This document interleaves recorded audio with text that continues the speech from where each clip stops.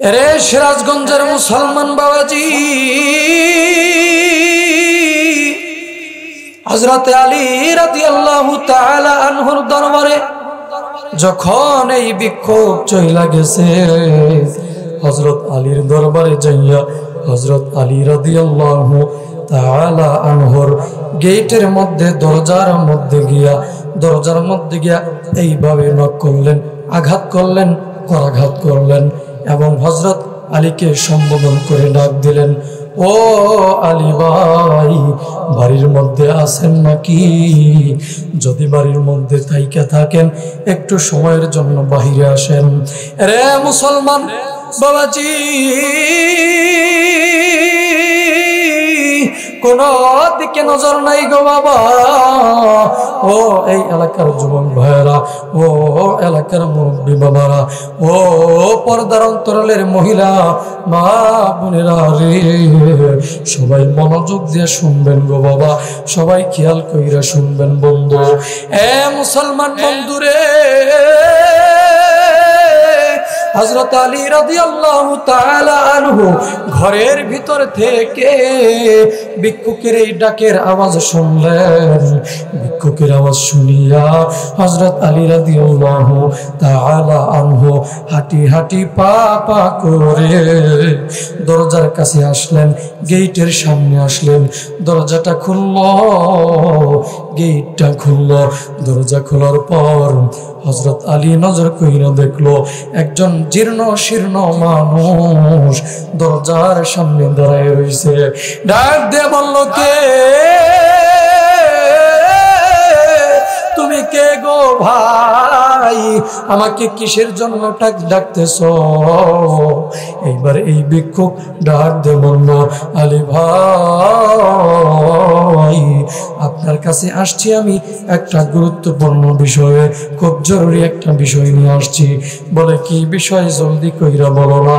ভিক্ষুক ডাক দিয়ে বলল, আলী ভাই, শুনেছি আপনি নাকি মক্কার জমিনের মধ্যে অনেক বড় ধনী মানুষ, অনেক ধন সম্পদের মালিক আপনি।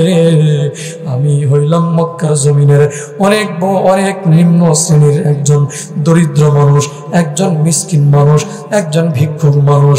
ও আলী ভাই, আমি কয়েকদিন হইল আমার পরিবার পরিজন নিয়া খাবার খাদ্য খাইতে পারি না, টাকা পয়সা নাই, অর্থ সম্পদ নাই। রে আলী ভাই,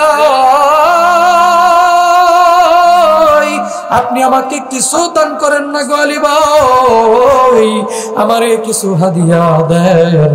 হযরত আলী রাদিয়াল্লাহু তাআলা আনহু ডাক দিয়ে বলল, ভিক্ষুক রে, তুমি কার কথা শুইনা আমার দরবারে এসেছো আমি জানি না, কিন্তু শুইনা রাখো রে ভিক্ষুক ভাই, আমি হইলাম মক্কার জমিনের মধ্যে অনেক নিম্ন শ্রেণীর একজন দরিদ্র মানুষ। এই মক্কা মদিনার অনেকেই জানে আমি আলীর ঘরে প্রায় 3 দিন পর্যন্ত ঘরের মধ্যে চুলার মধ্যে আগুন জ্বলে না। জোরে বলেন কথা ঠিক না বেঠি? আমার ভাইরা, আমার বন্ধুগণ, আরে ভিক্ষুক, তুমি কার কথা শুই না আসছো জানি না। ও ভিক্ষুক ভাই, শোনো, আমার কাছে তোমাকে দেওয়ার মতো, তোমাকে দান করার মতো, তোমাকে হাদিয়া দেওয়ার মতো আমি আলীর কাছে, আমারে তুমি মাফ কইরা দিবা। আমি তোমারে কিছু দান করতে পারবো না, আমি তোমাকে কিছু সাহায্য দিতে পারবো না। এইবার ভিক্ষুক সরল মন নিয়া চোখের পানি ফলাইতে হাঁটি হাঁটি পা পা করিয়া বাড়ির দিকে রওনা দিয়ে দিল। কিছু দূর যখন চলে গেছে, হযরত আলীর মন মানায় না, হযরত আলীর দিলের মধ্যে আঞ্চন করে। এ সিরাজগঞ্জের বাবাজিরা গো, হযরত আলী আবার ডাক দিয়ে বলল, ও ভিক্ষুক ভাই, শোনো, তুমি যাইও না, আর একটু সময়ের জন্য আমার সামনে তুমি এসে দাঁড়াও। ভিক্ষুক ডাক দিয়ে বলল, আলী ভাই, তুমি তো কিছুক্ষণ আগে আমাকে জানায় দিলা তুমি হইলা দরিদ্র মানুষ, তুমি হইলা গরিব মানুষ, তুমি আমাকে কিছুই দান করতে পারবো না, এখন আবার কেন পিছন পিছন ডাকতেছ, পিছু পিছু কেন আমাকে ডাকতেছ? হযরত আলী ডাকতে বলল, ভিক্ষুক রে,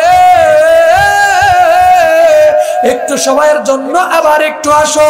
এ ভিক্ষুক ভাই, আবু জাহেল যেহেতু আমাদের সাথে ছলচাতুরি করেছে, আবু জাহেল যেহেতু বাটবারি করেছে, আবু জাহেল যেহেতু ধোঁকাবাজি করেছে, এর একটা কঠিন জবাব আমি আলী দিয়ে দিব। জোরে কোন আল্লাহু আকবার।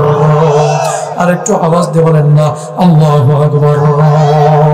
এ বাজান রে,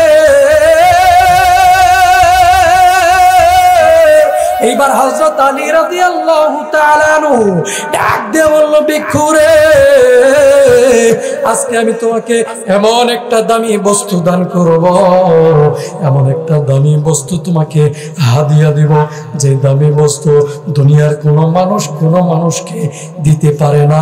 জোরে কোন না আল্লাহু আকবার। ভিক্ষুক ডাক দিয়ে বলল, আলী ভাই, আপনি আমাকে কি হাদিয়া দিবেন, কি দান করবেন, জলদি কইরা বলেন না গো আলী ভাই। এইবার হযরত আলী রাদিয়াল্লাহু তাআলা আনহু ডাক দিয়ে বলল, ভিক্ষুক রে, শুইনা রাখো ভিক্ষুক, শুইনা রাখো, তুমি আমার সামনে একটু সময়ের জন্য দাঁড়াও আইসা, এবং ডাক দিয়ে বলল, ভিক্ষুক রে, আমি তোমাকে দান করব, হাদিয়া দিব, দুইটা শর্তের বিনিময়ে। জোরে বলেন, কয়টা শর্তের বিনিময়ে? আর একটু আওয়াজ দিয়ে বলেন না কয়টা শর্ত? আর একটু জোরে জোরে বলেন না কয়টা শর্ত?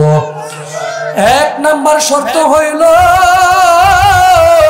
আমি তোমার হাতের মধ্যে যা দান করব, আমি তোমাকে যা হাদিয়া দিব, এই হাদিয়াটা তুমি মুষ্টি খুইলা দেখতে পারবা না।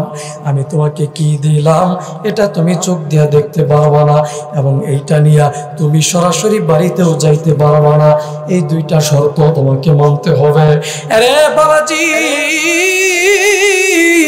এবার ভিক্ষুক ডাকতে বলল, আলী ভাই, চোখ দিয়ে যদি না চাইতে পারি, দেখতে পারি, এটা আমি মাইনা নিলাম, কিন্তু যদি বাড়িতে না যাইতে পারি, আমি কোথায় যাব? এই হাদিয়া দিয়ে আমি আবার কি করব? হযরত আলী ডাকতে বলল, ভিক্ষুক রে, এই হাদিয়া নিয়া তুমি আবু জাহেলের দরবারে যাইবা। আবু জাহেলের দরবারে যাইয়া আবু জাহেলকে বাটপার বলবা, আবু জাহেলকে ধোঁকাবাজ বলবা। আর আবু জাহেল যখন তোমাকে জিজ্ঞাসা করবে, নবীর মেয়ের জামাই হযরত আলী তোমারে কি হাদিয়া দিয়েছে, তুমি হাতটা খুইলা বিসমিল্লাহির রহমানির রহিম বলে আবু জাহেলকে দেখায় দিবা। এ বন্ধু, এইবার এই ভিক্ষুক ডাক দিয়ে বলল, আলী ভাই, আপনার দুইটা না, তিনটা না, একটা না, লক্ষ লক্ষ শর্ত যদি আপনি দেন, আমি ভিক্ষুক সব শর্ত মানতে রাজি, শুধু আমাকে কিছু দান করেন। এ বাবাজি, এইবার হযরত আলী রাদিয়াল্লাহু তাআলা আনহু ডাক দিয়ে বলল, ভিক্ষুক রে, আমার সামনে আইসা ডান হাতটা একটু টান টান কইরা ধইরা দাঁড়াও, আমার সামনে ডান হাতটা টান টান কইরা দাঁড়াও। এ বন্ধু, এই ভিক্ষুক এই আলীর সামনে আইসা ডান হাতটা এইভাবে টান টান ধইরা, টান টান কইরা ধইরা হযরত আলীর সামনে দাঁড়ায় গেল। হযরত আলী রাদিয়াল্লাহু তাআলা আনহু, আমাদের নবী, বিশ্ব নবী মুহাম্মদুর রাসূলুল্লাহ সাল্লাল্লাহু আলাইহি ওয়াসাল্লামের সম্মানে, শানে, মানে, মহব্বতে, ভালোবাসায় কয়েক মর্তবা দরুদ শরীফ পাঠ করলেন। জোরে কোন সুবহানাল্লাহ। জোরে বলেন, কি পাঠ করলেন? আর একটু আওয়াজ দিয়ে বলেন না কি পাঠ করলেন? দুরূদ শরীফ পাঠ করার পর এই ভিক্ষুকের হাতের মধ্যে তিনটা ফু মাইরা দিলেন। তিনটা ফু দিয়া হযরত আলী রাদিয়াল্লাহু তাআলা আনহু নিজ হাত দিয়া ভিক্ষুকের হাতটা এইভাবে মুষ্টি বানাইয়া চাপ দিয়া ধইরা ডাক দিয়া বলল, ভিক্ষুক রে, এটা আমি তোমাকে কি দান করলাম, কি হাদিয়া দিলাম, তুমি কিন্তু মুষ্টি খুইলা দেখতে পারবা না, এবং এখান থেকে সরাসরি তুমি আবু জাহেলের দরবারে যাইবা। এ বাজার, এবার ভিক্ষুক বিসমিল্লাহ বইলা হাঁটি হাঁটি পা পা করিয়া, এ বাবাজি, আবু জাহেলের বাড়িতে রওনা দিল। বাবা গো, রাস্তার মাঝামাঝি পর্যন্ত যখন হাঁটি হাঁটি পা পা করে চলে গেল, রাস্তার মাঝামাঝি পর্যন্ত যাইয়া এই ভিক্ষুক হাতের ভিতরে, হাতের মুষ্টির ভিতরে কেমন জানি পাথরের টুকরার মতো, কেমন জানি মার্বেলের মতো মনে হয়। জোরে বলেন না সুবহানাল্লাহ। বাজান রে, এই ভিক্ষুক মনে মনে বলতেছে, হযরত আলী যখন হাতের মধ্যে ফু মাইরা দিছে, ফু দেওয়ার সময় তো হাতের মধ্যে কিছুই ছিল না, এখন আবার মার্বেলের মতো কেন মনে হয়, পাথরের টুকরার মতো কেন মনে হয়, কি আসলো হাতে? আমি একটু দেখি হাতটা খুইলা। যখন হাতটা খুইলা দেখবে, ওই মুহূর্তে ইন্ডিভিন টাইমে হযরত আলী রাদিয়াল্লাহু তাআলা আনহুর শর্তের কথা মনে পইরা গেল, হযরত আলীর ওয়াদার কথা মনে পইরা গেল। না গো আল্লাহ না, আমি যদি হাতের মধ্যে কি আছে এইটা যদি দেখতে যাই, হযরত আলীর শর্ত তো ভঙ্গ হইয়া যাবে। না না না, এইটা দেখা যাবে না, এইটা দেখতে পারবো না। এইবার একটা দৌড় মারিয়া আবু জাহেলের বাড়িতে চলে গেল। আবু জাহেলের বাড়িতে যাইয়া ডাকতে বলল, আবু জাহেল, তুমি আমার সাথে চলচাতুরি করেছো, আমার সাথে বাটপারি করেছো, আমার সাথে 2 নাম্বারি করেছো, আমাকে তুমি ধোঁকা দিয়েছো। বলে কি ধোঁকা দিয়েছি? বলে তুমি হইলা মক্কার জমিনের মধ্যে সবচাইতে ধনী মানুষ, কিন্তু তুমি বলছিলা গরিব মানুষ। আর আলী হইল গরিব মানুষ, তুমি বলছিলা আলী নাকি ধনী মানুষ, কিন্তু মূলত হইল আলী হইল গরিব মানুষ। তুমি আমার সাথে বাটবাড়ি করেছ। রে আবু জাহেল, হযরত আলী ছোট্ট গরিব মানুষ হইলে কি হবে? হযরত আলীর অন্তরটা, দিলটা হইল আকাশের মতো বড়, আসমানের মতো উদার। আর তুমি বড় লোক হইলে কি হবে? তোমার মনটা হইল ছোট্ট পুরি মাছের আত্মা। জোরে বলেন কথা ঠিক না বেঠে? ও আবু জাহেল, তুমি হইলা বাটবার, তুমি হইলা ধোঁকাবাজ, তুমি হইলা বেঈমান। আরে মুসলমান বন্ধুরে, এইবার আবু জাহেল ডাকতে বলল, ভিক্ষুক রে, আর দেরি নয়, আর লম্বা নয়, দেরি নয়, এবার জলদি কইরা বলো, নবীর মেয়ের জামাই হযরত আলী তোমারে কি হাদিয়া দিল? বাবাজি, হযরত আলী রাদিয়াল্লাহু তাআলা আনহুর কথা অনুযায়ী এই ভিক্ষুক বিসমিল্লাহির রহমানির রহিম বলে ডান হাতটা টান টান কইরা ধইরা আবু জাহেলের সামনে বিসমিল্লাহ বইলা খুইলা দিছে। আবু জাহেল নজর কইরা দেখলো ভিক্ষুকের হাতের মধ্যে কয়েক টুকরা হীরা চিকচিক করে জ্বলতেছে। জোরে বলেন না সুবহানাল্লাহ। আরেকটু আওয়াজ দিয়ে বলেন না সুবহানাল্লাহ। কেমন নবী পাইছি আমরা, যেই নবীর মহব্বতের কারণে জাহান্নামের আগুন বন্ধ হইয়া যায়, যেই নবীকে মহব্বত করলে, ভালোবাসলে জাহান্নামের আগুন পানি হইয়া যায়, যেই নবীর মহব্বতে পড়লে জান্নাত ওয়াজিব হইয়া যায়। জোরে করুন না সুবহানাল্লাহ। আর একটু আওয়াজ দিয়ে বলেন না সুবহানাল্লাহ। তাহলে সেই দুরূদ শরীফের সম্মান পাওয়ার মর্যাদা আছে না নাই? পিছনের বাইরে আওয়াজ দেখুন না, আছে না নাই? তাহলে সবাই চিৎকার দিয়ে বলেন সাল্লাল্লাহু আলাইহি ওয়াসাল্লাম। জোরে কোন মারহাবা। তাহলে এই দুরূদের আমল এখন থেকে আমরা বেশি বেশি করব তো ইনশাআল্লাহ? সবাই করবেন তো ইনশাআল্লাহ? প্রিয় বন্ধুগণ, শুধু নামাজের মধ্যে পড়ি তাই না, যখন আমরা সুযোগ পাবো, সময় পাবো, দোকানে বসে রয়েছেন, বেচা কিনি নাই, ফ্রি বসে রয়েছেন, সাল্লাল্লাহু আলাইহি সাল্লাম অথবা আল্লাহুম্মা সাল্লি আলা সাইয়্যিদিনা মুহাম্মদ বললেন, ছোটখাটো দুরূদ শরীফ বললেন, সাথে সাথে আল্লাহ পাক আপনার উপরে রহমত নাজিল করতেই থাকবে। জোরে বলেন না সুবহানাল্লাহ। এবং এই দুরূদের ফজিলতের বিনিময়ে কাল কিয়ামতের ময়দানে নবীজি আপনাকে আমাকে সুপারিশ কইরা জান্নাতে নিয়ে যাবে। জোরে বলেন না সুবহানাল্লাহ। তাহলে এখন থেকে এই একটা আমল আজকে শিখলাম, এটা করবো তো ইনশাআল্লাহ? নিয়মিত করবো তো ইনশাআল্লাহ? প্রিয় বন্ধুগণ, এখন আসেন আসল আলোচনায়। এখন ঢুকতেছে আসল আলোচনায়। প্রিয় মুহতারাম হাজরিন, আজকের এই মাহফিলটা এই যে এত সুন্দর একটা জান্নাতের বাগানের আয়োজন করা হয়েছে, এই আয়োজনে আপনার এলাকার সম্মান মর্যাদা কমছে না বাড়ছে? আর একটু যখন বাড়ছে না কমছে? আল্লাহ রসুল বলছে হাদিসের মধ্যে, যেখানে দিনী আলোচনা করা হয়, কোরআন হাদিস নিয়ে কথা বলা হয়, সেখানে সরাসরি আল্লাহর পক্ষ থেকে সাকিনা রহমত বর্ষিত হইতে থাকে। সুবহানাল্লাহ। আর একটু আওয়াজ দেখুন না সুবহানাল্লাহ। প্রিয় বন্ধুগণ, আজকে বড় আফসোসের বিষয়, বড় পরিতাপের বিষয়, বাংলাদেশের জমিনে বিভিন্ন জায়গায় কোরআনের আয়োজন না কইরা, ইসলামী আয়োজন না কইরা, এই মাহফিলের আয়োজন না কইরা বিভিন্ন জায়গায় গান বাজনা, অমক তমক, ধাক্কা ধাক্কি, বিভিন্ন বিশিষ্ট মমতাজ বেগম রে আইনা ধাক্কা ধাক্কি, নাচানাচির অনুষ্ঠান করা হয়। এবং এগুলা কইরা কইরা মুসলমানদের ইমানকে, যুবকদের ইমানকে ধ্বংস করে দিয়ে জাহান্নামের দিকে নিয়ে যাইতেছে ইহুদি খ্রিস্টানের দালালেরা। জোরে বলেন কথা ঠিক কিনা? আরেকটা আওয়াজ দেখুন, কথা ঠিক কিনা?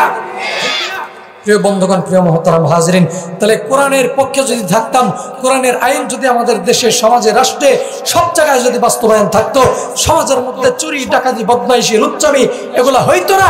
একজন আরেকজনকে মারতে পারতো না, ঠকাইতে পারতো না, অন্যায়, অবিচার, জুলুম, নির্যাতন এগুলা কিছুই হইতে পারতো না। জোরে বলেন কথা ঠিক না বেঠি? তাহলে কোরআনের শাসন আপনারা চান কি চান না? আর একটু জোরে চান কি চান না? এই যে ওলামা একরাম কথা বলতেছে এবং বলবে, কোত্থেকে কথা বলবে? জোরে বলেন কোথায় থেকে? কোরআন থেকে। তাহলে কোরআনের একটা অক্ষর জের জবর আজ পর্যন্ত ১৫০০ বছর হয়ে গেল, কোন নাস্তিক মুরতাদ ভুল ধরতে পারছে? পরিবর্তন করতে পারছে? কিন্তু যতই ষড়যন্ত্র, যতই তাল বাহানা করুক না কেন, ইসলামের শুরু থেকে এই পর্যন্ত ইসলামকে ধ্বংস করার জন্য, কোরআনকে নিস্তেজ করে দেওয়ার জন্য, কোরআনের আইনকে ধ্বংস করে দেওয়ার জন্য, মুসলমানের কলব থেকে কোরআনকে বহিষ্কার বাহির করে দেওয়ার জন্য এক শ্রেণীর নাস্তিক মুরতাদ আবু জাহেল, উতবা, শাইবার দলেরা রাসূলের জামানা থেকে ইসলামের বিরোধিতা করে আসছে। এই পর্যন্ত অনেক নাস্তিক মুরতাদরা ইসলামের বিরোধিতা করছে। তাদেরকে একটা কথা স্মরণ করিয়ে দিতে চাই, ওই ইসলামের বিদ্বেষীরা, কোরআন হাদিসের বিদ্বেষীরা, তোমরা শুনে রাখো, ইসলামের শুরু থেকে নিয়ে শিক্ষা গ্রহণ করো। যারাই ইসলামের শুরু থেকে নিয়ে আজ পর্যন্ত ইসলামের বিরোধিতা করছে, কোরআনের বিরোধিতা করছে, তারাই যুগে যুগে লাঞ্ছিত হয়ে, অপমানিত হয়ে দুনিয়া থেকে বিদায় নিয়েছে। জোরে বলেন কথা ঠিক কিনা? কোরআন ছিল, কোরআন আছে, কোরআন থাকবে, এবং সামনের রাষ্ট্র, সামনের বাংলাদেশ কোরআনের বাংলাদেশ হবে। জোরে বলেন কথা ঠিক কিনা? এই যুবক ভাইরা, রাজি আছো তো ইনশাআল্লাহ? রাজি আছো তো ইনশাআল্লাহ? প্রিয় বন্ধুগণ আমার, এই কোরআন কেন ইহুদি খ্রিস্টানরা, এই কোরআন কেন কাফের মুশরিকরা কোরআনের বিরুদ্ধে ষড়যন্ত্র করিয়া কেন আগাইতে পারে না জানেন? স্বয়ং আল্লাহ পাক রব্বুল আলামিন নিজেই বলছে, ও দুনিয়ার মানুষেরা, কোরআন আমি আল্লাহ নাজিল করছি। কেন নাজিল করছি জানো? ও মুসলমান বান্দারা, ও দুনিয়ার ইমানদারেরা, শুনো, তোমাদের দুনিয়া যখন, দেশ যখন, সমাজ যখন, রাষ্ট্র যখন অন্ধকারাচ্ছন্ন পথে ডুবেছিল, অন্ধকারের পথে ছিল, বেয়াদব ছিল, বেঈমান ছিল, মানুষগুলো যখন জাহান্নামের পথ অবলম্বন কইরা ওই পথে চলতেছিল, ঠিক ওই সময়ে আমি আল্লাহ বেয়াদব মানুষগুলোকে সভ্য বানাবার জন্য, অসভ্য মানুষগুলোকে সভ্য বানাবার জন্য, অভদ্র মানুষগুলোকে ভদ্র বানাবার জন্য, বেঈমান মানুষদেরকে ইমানদার বানাবার জন্য, আল্লাহ ভোলা মানুষদেরকে আল্লাহওয়ালা করার জন্য, জাহান্নামী মানুষদেরকে জান্নাতি বানাবার জন্য আমি আল্লাহ পাক রব্বুল আলামিন দুইটা নিয়ামত আমি তোমাদের উপরে নাজিল করে দিলাম, দুনিয়ার জমিনে নাজিল করে দিলাম। জোরে বলেন না সুবহানাল্লাহ। এক নাম্বার নিয়ামত তোমাদের উপরে নাজিল করছি তোমাদের পথ প্রদর্শন করার জন্য, তোমাদের নেতা হিসাবে আমি নাজিল করছি সমস্ত নবীদের নবী, সমস্ত ফেরেশতাদের নবী, সমস্ত মাখলুকাতের নবী, সমস্ত কুল কায়নাতের নবী, বিশ্ব নবী মুহাম্মদুর রাসূলুল্লাহ সাল্লাল্লাহু আলাইহি সাল্লামকে এক নম্বরে তোমাদের উপর রহমত নাজিল করলাম পাঠাইয়া। আর দুই নম্বর হইল নবীজির উপরে তোমাদের হেদায়েতের জন্য 30 পারা কোরআন আমি আল্লাহ নাজিল করে দিলাম। এবং এই কোরআন নাজিল কইরা এই কোরআনের দায়িত্ব আমি আল্লাহ নিজে নিয়ে নিলাম। ইন্না নাহনু নাযালনা যিকরা ওয়া ইন্না লাহু লাহাফিজুন। আল্লাহ বলছে, বান্দারা আমি আল্লাহ কোরআন নাজিল করছি এবং এই কোরআন হেফাজতের দায়িত্ব আমি আল্লাহ নিজ হাতে নিয়ে নিয়েছি। জোরে কোন না সুবহানাল্লাহ। আওয়াজ দিয়ে বলেন না সুবহানাল্লাহ। তাহলে এই কোরআন যদি কেউ চায় বাতিল করে দিতে পারবে? জোরে বলেন পারবে? পারবে না। আল্লাহ পাক রব্বুল আলামিন এই কোরআনের মাধ্যমে এই পৃথিবীর জমিনে মুসলমানদের মাধ্যমে, কোরআনের মাধ্যমে কালিমার পতাকা উড্ডীন করবেন পুরা দুনিয়া ইসলামের ছায়া তলে চলে আসবে এবং আমাদের বাংলার জমিনও ইনশাআল্লাহ আগামীতে কালিমার পতাকা সংসদ ভবনের উপরে উঠবে। এটা আমরা চাই এবং এটা করার জন্য আমরা ঐক্যবদ্ধ হয়ে কোরআনকে বুকে নিয়ে ইসলামের কালিমার পতাকা ডান হাতে ধরে আমরা নারায়ে তাকবীর আল্লাহু আকবারের স্লোগান দিয়ে সামনে এগিয়ে যাব ইনশাআল্লাহ। জোরে বলেন কথা ঠিক না বেঠিক? আরেকটা আওয়াজ দেখুন না, কথা ঠিক কিনা? প্রিয় বন্ধুগণ, এই কোরআন আল্লাহ পাক কেন নাজিল করলেন? কিতাবুন আনজালনাহু ইলাইকা লিতুখরিজান নাসা মিনাজ জুলুমাতি ইলান নূর। আল্লাহ পাক বলছে, ও নবীজি, এই কোরআন আমি আপনার উপরে এই জন্য নাজিল করলাম যে এই কোরআন দিয়া আপনি যেন অন্ধকারে পথে থাকা মানুষদেরকে ইলান নূর, আলোর দিকে বের করে নিয়ে আসতে পারেন। যেরকম না সুবহানাল্লাহ। আল্লাহ পাক কেমন করে কোরআন হেফাজত করে, কোরআনের সাথে যাদের মহব্বত আছে তাদেরকে কেমন করে হেফাজত করে, এবং এই কোরআন দিয়া অন্ধকারের জায়গায় আলো কিভাবে দান করে, সেটার উদাহরণ দিয়েই আজকের আলোচনা শেষ হবে ইনশাআল্লাহ। এই কোরআন এমন একটা দামি বস্তু, দামি জিনিস, যে এই কোরআনের সাথে যাদের সম্পর্ক হয়, যাদের সংস্পর্শ হয়, তাদেরকে আল্লাহ পাক সম্মান বাড়ায়া দেয়। যেরকম সুবহানাল্লাহ। যেমন এই যে একটা টেবিল, এটা কিসের? কাঠের না? এই একটু কথা বলে কেন? চুপ কর। এই টেবিলটা কিসের বাবা? পিছনের বাইরে আওয়াজ দেখুন, কিসের? কাঠের। এই যে এটার মধ্যে আমি পায়ের একটু লাত্তি লাগতেছে, পায়ের ছোঁয়া লাগতেছে, এটা কি আমি চুমো খাইতেছি? খাইতেছি না, কিন্তু এই কাঠের মাধ্যমেই কোরআনের রেহাল বানায়। যেরকম সুবহানাল্লাহ। সেটার মধ্যে যদি একটু পায়ের লাত্তি লাগে, ছোঁয়া লাগে, সাথে সাথে আফসোস করতে করতে মানুষ এবং আমরা বারবার চুমু খাইতে থাকি। কারণ এটার সম্মান বাড়াই দিছে কে? কিসের কারণে? কোরআনের কারণে। যেরকম সুবহানাল্লাহ। এবং কোরআনের গায়ে একটা গিলাপ পেছানো থাকে, সাধারণ কাপড় চোপড়ের এত মর্যাদা থাকে না, কিন্তু সেটাও যদি নিচে পড়ে যায়, টান দিয়ে তুলে মুখের মধ্যে চুমু খাই, বুকের মধ্যে লাগাইয়া মায়া মহব্বত করে লাগাই দিই। যেরকম সুবহানাল্লাহ। আর একটু যেরকম না সুবহানাল্লাহ। এবং হযরত ওমর রাদিয়াল্লাহু তাআলা আনহু যখন 100 লাল উটের উপহারের ঘোষণা শুই না বড় একটা তরবারি নিয়ে রাসূলের কল্লা কাটার জন্য চইলা যাইতেছিল, এই মুহূর্তে রাস্তার মাঝামাঝি তার বোন এবং বোনের জামাইয়ের ইসলাম গ্রহণ করছে এই কথা শুই না যখন বাড়ির পাশাপাশি গেলেন, কোরআনের গুনগুন গুনগুন আওয়াজ যখন হযরত ওমরের কানে আসলো, হেদায়েতের নূর কোরআনের মাধ্যমে, রাসূলের দোয়ার মাধ্যমে, কোরআনের নূরের মাধ্যমে আল্লাহ পাক হযরত ওমরের শক্ত দিলটা নরম কইরা দিল, ইসলামের সুশীতলে চলে আসলো। জোরে কন্না সুবহানাল্লাহ। এবং ভাই হযরত ওমর জিরো থেকে হিরো হয়ে গেল, আমিরুল মুমিনিনে পরিণত হয়ে গেল। জোরে কন্না সুবহানাল্লাহ। তাহলে কোরআনের দাম আছে না নাই? কোরআনের পাওয়ার আছে না নাই? কোরআনের সম্মান আছে না নাই? আছে। প্রিয় মুহতারাম হাজিরিন, আমাদের একজন মুরব্বী আকাবির আল্লামা ইবনে বতুতা রাহমাতুল্লাহি আলাইহি, তিনি অনেক বড় একজন পর্যটক ছিলেন, ভ্রমণকারী ছিলেন, ইতিহাসবিদ ছিলেন। উনি ইতিহাস নিয়ে গবেষণা করাই ওনার কাজ ছিল। উনি অনেকগুলা গ্রন্থ লিখেছেন। এই অনেকগুলা গ্রন্থের মধ্যে উল্লেখযোগ্য একটি গ্রন্থের মধ্যে একটি অলৌকিক ঘটনা বর্ণনা করেছেন।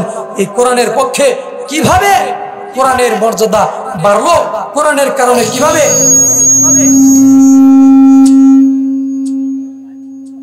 আচ্ছা, বক্স বন্ধ করে শুধু মাইক দাও এদিকে। হ্যাঁ, যাই হোক, আল্লাহ পাক সবকিছু ঠিক করে দেখছো এখন। আমিন।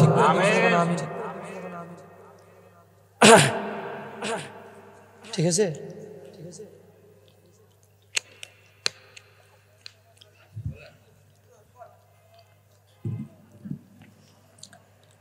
জোরে বলেন আল্লাহু আকবার। আরেকটা আওয়াজ দেখুন, আল্লাহু আকবার। প্রিয় বন্ধুগণ, এই আল্লামা ইবনে বতুতা রাহমাতুল্লাহি আলাইহি ইতিহাসবিদ ছিল, ইতিহাস নিয়ে গবেষণা তার কাজ ছিল, এটা নেশা ছিল। উনি অনেক পৃথিবীর সব দেশ প্রায় ভ্রমণ করছে। তো ভ্রমণ করতে করতে করতে করতে করতে করতে এক পর্যায়ে মালদ্বীপে চলে গেছে। যেরকম আল্লাহু আকবার। আওয়াজ দেখুন, আল্লাহু আকবার। মালদ্বীপে যখন পা রাখলেন তখন দেখলেন চতুর্দিক থেকে আজানের ধ্বনি আসতেছে, হাইয়া আলাস সালাহ, আস-সালাতু খায়রুম মিনান নাওম, আল্লাহু আকবার, আল্লাহু আকবার, আশহাদু আল্লা ইলাহা ইল্লাল্লাহ। এই সমস্ত আজানের ধ্বনিগুলা আল্লামা ইবনে বতুতা রাহমাতুল্লাহ আলাইহির কানে আসতেছে এবং তিনি ভাবলেন এবং মনে মনে ভাবলেন যে এই মালদ্বীপে তো মুসলমান রাষ্ট্র না, মুসলমান আসলো কোত্থেকে, এখানে ইসলামের দাওয়াত আসলো কোত্থেকে, কোরআনের নূর আলো আসলো কোত্থেকে? এই ঘটনা বিশ্লেষণ করতে করতে করতে, গবেষণা করতে করতে করতে করতে এক পর্যায়ে একটা গভীর আশ্চর্য রকমের একটা অলৌকিক ঘটনা বের হয়ে আসলো। যেরকম আল্লাহু আকবার। কি ঘটনা বের হয়ে আসলো? যে আরব সাগর দিয়া একটা জাহাজ যাইতেছিল। কি যাইতেছিল? যেরকম কি আরব সাগর দিয়ে একটা জাহাজ, স্টিমার, লঞ্চ চলাই যাইতেছিল। এই লঞ্চ যাইতে যাইতে যাইতে যাইতে এক পর্যায়ে যখন এই জাহাজটা সাগরের সমুদ্রের মাঝামাঝি পর্যন্ত চলে গেল, তখন তুমুল বেগে একটা ঝড়, তুফান, সাইক্লোন তৈরি হয়ে গেল, ঘূর্ণিঝড় তৈরি হয়ে গেল। ঘূর্ণিঝড় তৈরি হওয়ার পরে এই লঞ্চের মধ্যে অনেক ব্যবসায়ী মানুষ ছিল, অনেক আরব দেশের মানুষরা ছিল। সবাই লঞ্চটা ডুবে গেল। ডুইবা সমস্ত মানুষরা ইন্তিকাল করলো, দুনিয়া থেকে বিদায় হয়ে গেল। কিন্তু এই কোরআনের মধ্যে একজন 30 পারা কোরআনের হাফেজ ছিল। এই হাফেজের নাম হইল হাফেজ আবুল বারাকাত ইউসুফ বরবরি রহমতুল্লাহি আলাইহি। যেরকম আল্লাহু আকবার। আরেকটা আওয়াজ দেখুন না, আল্লাহু আকবার। এই 30 পারা কোরআনের হাফেজ মারা যায় নাই, হেফাজত করছে কে? আওয়াজ দেখুন কে? এই 30 পারা হাফেজ কিভাবে হেফাজত হইল? একটা কাঠের টুকরা চলে আসলো, অথবা একটা কাঠের টুকরা, অথবা যে কোনো একটা বস্তুর মধ্যে ভর কইরা সাঁতরায়া সাঁতরায়া সাঁতরায়া সাঁতরায়া কয়েকদিন অতিক্রম কইরা মালদ্বীপের কিনারের মধ্যে পৌঁছে গেল। যেরকম সুবহানাল্লাহ। ডাইনে সাগর, বামে সাগর, সামনে সাগর, পিছনে সাগর, চতুর্দিকে সাগর আর সমুদ্র, মাঝখানে হলো একটা ছোট্ট দ্বীপ। এই দ্বীপের নাম হলো কি? যেরকম দ্বীপের নাম কি? মালদ্বীপ। এই মালদ্বীপের মধ্যে হাফেজ আবুল বারাকাত উঠা গেল। যেরকম সুবহানাল্লাহ। আমার ভাইরা, আমার বন্ধুগণ, হাফেজ আবুল বারাকাত ইউসুফ বরবরি রহমতুল্লাহি আলাইহি একটা কাঠের টুকরার মধ্যে ভর করিয়া আস্তে আস্তে সাঁতার পাইরা পাইরা একদিন দুই দিন অতিক্রম কইরা মালদ্বীপের মধ্যে পৌঁছে গেল। মালদ্বীপের মধ্যে উঠে গেল। মালদ্বীপের মধ্যে পৌঁছার পর হাফেজ আবুল বারাকাত ডাইনে তাকায় দেখলো, বামে তাকায় দেখলো, চতুর্দিকে নজর কইরা দেখলো কোনো মানুষ দেখা যায় না, কোনো বাড়িঘর দেখা যায় না, কোনো কোলাহল শব্দ কোনো কিছুই নাই। এ বাবাজি, এবার হাফেজ হযরত হাফেজ আবুল বারাকাত, এ বন্ধু, হাঁটি হাঁটি পা পা করিয়া সামনের দিকে অগ্রসর হইতে লাগলো।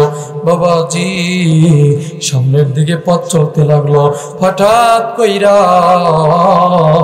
নজর কইরা দেখলো একজন হিন্দু ব্রাহ্মণ ঘন্টা বাজায়া বাজায়া টুন টুন টুন টুন করতে করতে, ঘন্টা বাজাইতে বাজাইতে মন্দিরে যাচ্ছে ভগবানকে পূজা দেওয়ার জন্য।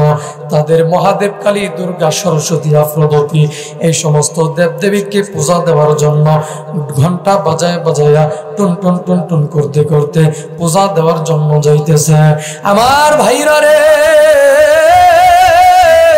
এবার হযরত হাফেজ আবুল বারাকাত এই হিন্দু ব্রাহ্মণের সামনে দাঁড়াইয়া ডাক দিয়ে বলল, চাচা গো, একটু সময়ের জন্য এখানে একটু দাঁড়ান।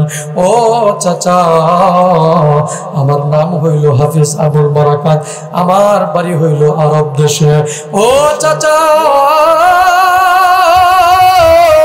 আমরা পরিবার পরিজন সহ একটা জাহাজের মধ্যে ছিলাম। এই জাহাজটার মধ্যে আরব দেশের অনেক ব্যবসায়ীরা ছিল, অনেক বণিক মানুষেরা ছিল। এই জাহাজটা যখন সমুদ্রের মাঝামাঝি পর্যন্ত আসলো, অনেক বড় একটা ঘূর্ণিঝড় তৈরি হইল, সাইক্লোন বৃষ্টি তৈরি হইল। ঘূর্ণিঝড় তুফান তৈরি হওয়ার পর এই ঘূর্ণিঝড়ের কবলে পইরা জাহাজটা ডুইবা গেল, সমুদ্রের মধ্যে লঞ্চটা ডুইবা গেল। এ বাবাজি, এবার হাফেজ আবুল বারাকাত ডাক দিয়ে বলল, চাচা গো, এই লঞ্চটা যখন ডুইবা গেল, লঞ্চের মধ্যে আমার বাবা মাও ছিল, আমার বাবা মাও পানির মধ্যে ডুইবা মারা গেল। ও ও চাচা, অনেক ব্যবসায়ীরা ছিল, সমস্ত মানুষেরা মারা গেল, পানি খাইতে খাইতে ডুবন্ত অবস্থায় হাবুডুবু খাইতে মারা গেল। কিন্তু চাচা গো, আল্লাহ পাক রব্বুল আলামিন কোরআনের বদৌলতে, কোরআনের মহব্বতে আমি হাফেজ আবুল বারাকাতকে 30 পারা হাফেজের কোরআন হওয়ার কারণে আল্লাহ পাক কুদরতি ভাবে বাঁচায়া দিল, আপনাদের মালদ্বীপে পৌঁছায় দিল। যেরকম আল্লাহু আকবার। ও চাচা, আমার মাও নাই, আমার বাবাও নাই, সবাই দুনিয়ার থেকে বিদায় হইয়া গেছে। গো চাচা, আপনার কাছে একটা অনুরোধ, আপনি আমাকে একটা থাকার ব্যবস্থা কইরা দেন, আমাকে একটা ঘরের ব্যবস্থা কইরা দেন। এ বন্ধু, এবার হিন্দু ব্রাহ্মণ ডাক দিয়ে বলল, ভাতিজা রে, ও ভাতিজা, এই মালদ্বীপের মধ্যে তো কোনো মুসলমান নাই, কোরআন হাদিসের কোনো চর্চা নাই। এ ভাতিজা, আমার সামনে আমার কাছে তুমি তোমার মুসলমানের পরিচয় দিলা, কিন্তু সাবধান, এই মালদ্বীপের কোনো মানুষের কাছে তোমার পরিচয় কিন্তু বইল না। পরিচয় যদি জানতে পারে, তোমাকে তোমার গর্দান উড়াইয়া দেবে, তোমাকে শুলির মধ্যে চড়াইয়া দিবে, তোমাকে হত্যা করে ফেলবে। এ ভাতিজা, সাবধান কইরা দিলাম, তুমি চুপ থাকবা, তোমার আসল পরিচয় কারোর কাছে দিবা না। ও ভাতিজা, শুইনা রাখো, যদি পরিচয় দাও তাহলে তোমাকে কিন্তু হত্যা করে ফেলবে। হাফেজ আবুল বারাকাত ইউসুফ বরবরি রহমতুল্লাহ আলাইহি ডাক দিয়া বলল, চাচা গো, আমি আপনার শর্ত মাইনা নিলাম, আমি আমার আসল পরিচয় কারো কাছে দিব না, কিন্তু চাচা,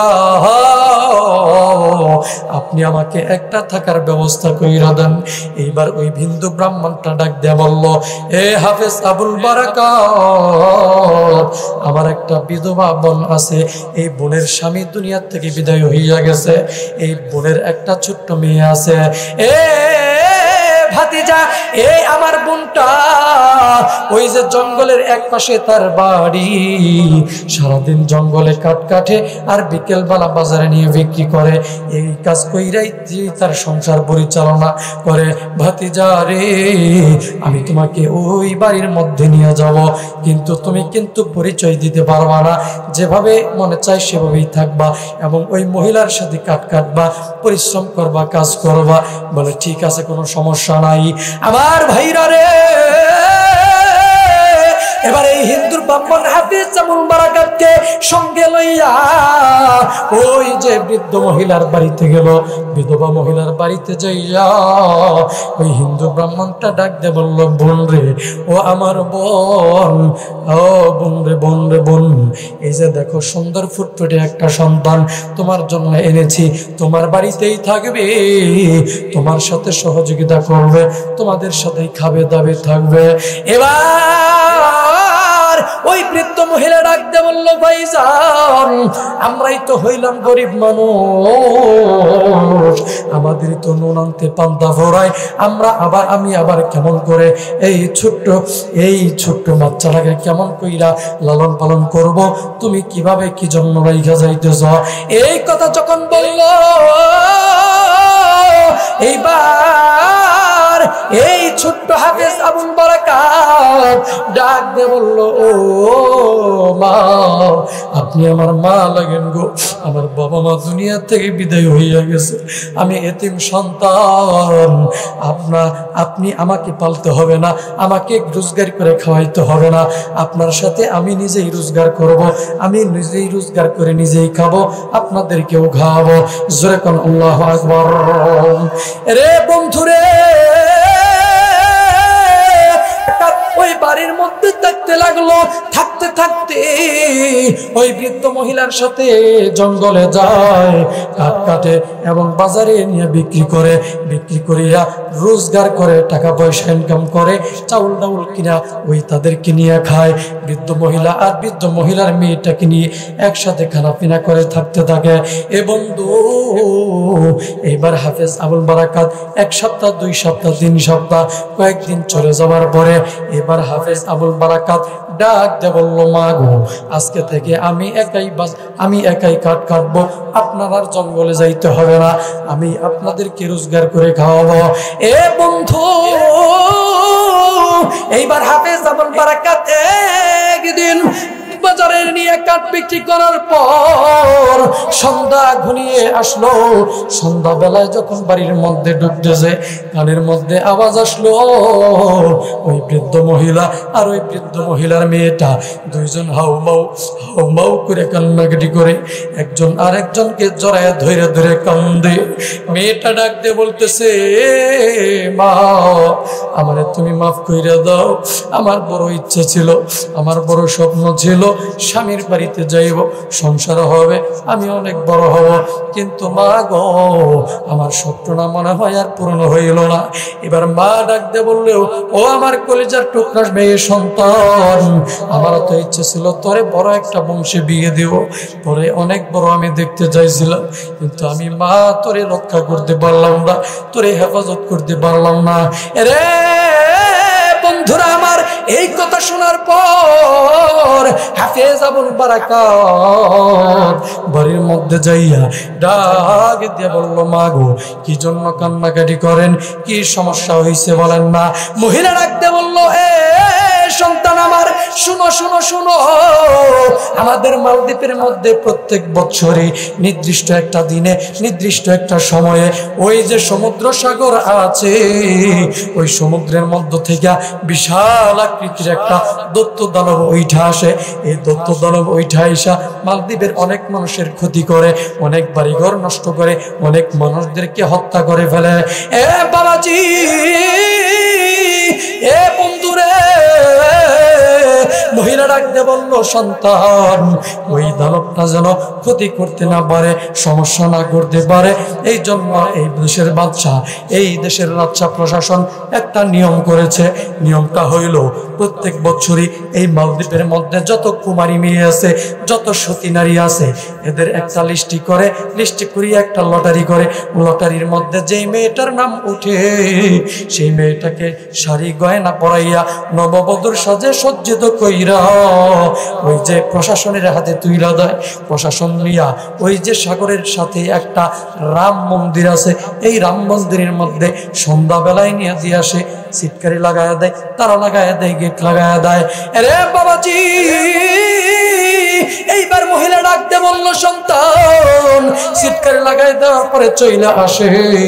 রাত্রি 12টার পরে ওই সাগর থেকে, সমুদ্র থেকে ওই দৈত্য দানবটা ওইটা ওই মেয়েটার সাথে জিনার কাজে লিপ্ত হয়, কাম চরিতার্থপূর্ণ করে, ঘাড়টা মটকায় রক্ত শোষণ করে, আর সকালবেলা তার আপনজনের কাছে লাশটা পৌঁছে দেওয়া হয়। এবং এইবার হাফেজ আবুল বারাকাত ডাক দিয়ে বলল, ও মা, সেটা না হয় বুঝলাম, কিন্তু আপনি কি জন্য কাঁদতেছেন? এইবার মহিলা ডাক দিয়ে বলল, সন্তান এই মাত্র কিছুক্ষণ পূর্বে আমাদেরকে বাদশার পক্ষ থেকে চিঠি দিয়া গেল, একটা সংবাদ দিয়া গেল যে এই আগামীকালকে তোমার মেয়েকে সাজায় রাখবা, আমরা আয়সা নিয়ে যাব, আমার মেয়েটাকে কালকে মেরে ফেলবে। এজন্য আমি কান্নাকাটি করতেছি, এজন্য আমি চিন্তা করতেছি, আমার মেয়েটাকে মনে হয় রক্ষা করতে পারলাম না। রে বন্ধু,